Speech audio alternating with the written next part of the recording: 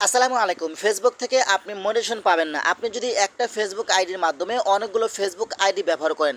আপনারা যেমন স্ক্রিনে দেখতে পাচ্ছেন, আপনার যদি একাধিক ফেসবুক আইডি থাকে, আপনার ফেসবুক আইডিতে লগইন করার পরে তখন ফেসবুক ধরে নিবে যে আপনার আইডিগুলো সম্পূর্ণ স্প্যাম এবং হ্যাকারদের আইডি।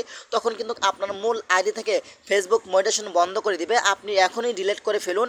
আপনার যদি একাধিক আইডি থাকে, একাধিক আইডি কিভাবে আপনারা রিমুভ করবেন? আপনারা ফেসবুক আইডিটি লগ আউট করবেন। লগ আউট করার পরে কিন্তু আপনি দেখতে পাবেন আপনার কতগুলো আইডি রয়েছে।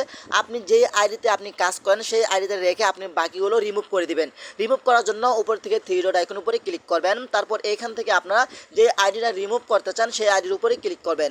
তারপর এখান থেকে রিমুভ প্রোফাইল এখানে ক্লিক করে আপনি এখান থেকে রিমুভ অপশন ক্লিক করে কিন্তু আপনার আইডিটা রিমুভ করে দিবেন। তা না হলে কিন্তু ফেসবুক ধরে নেবে আপনি স্প্যাম হিসেবে ফেসবুক আইডি ব্যবহার করছেন অথবা হ্যাকারদের আইডি। তখন কিন্তু ফেসবুক আপনার ফেসবুক মোটিভেশনটি বন্ধ করে দিবে। তো আশা করি ভিডিওটা বেশি বেশি শেয়ার করে দিবেন।